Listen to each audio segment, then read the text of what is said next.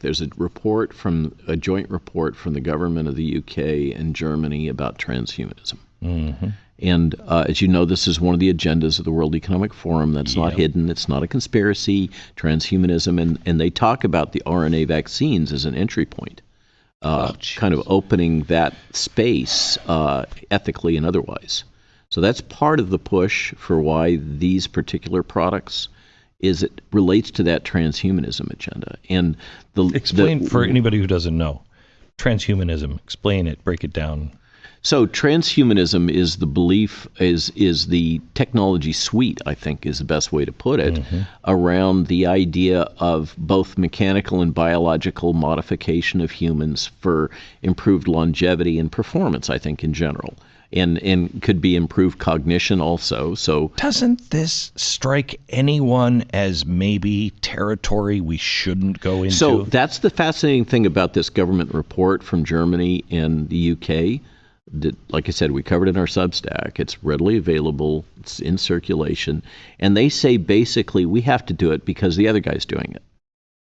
And they acknowledge that there are ethical barriers that have to be breached.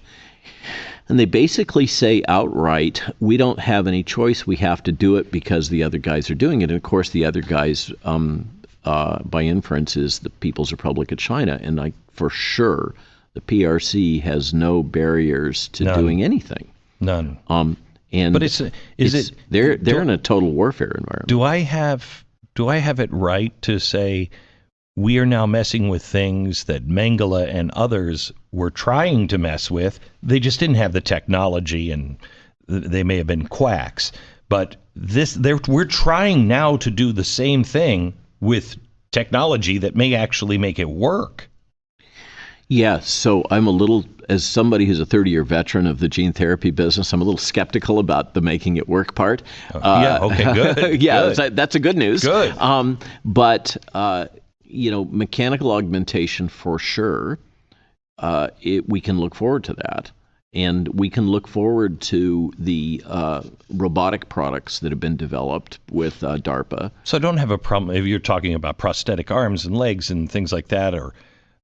No, we're talking about battle suits in the way that we've seen play out in science fiction with augmented performance and embedded in all kinds of embedded transducers for, instead of this, it's part of us, right? And augmentation in brain performance and all kinds of things. Yeah. So that is where the world, it's no clear question.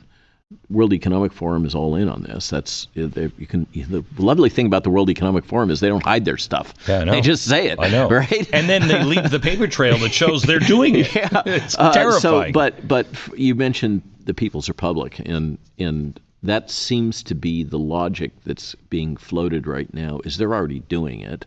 And if we don't want to be left behind, we have to do it too. And the ethics be damned. Because it's a matter of national security. That's what I read.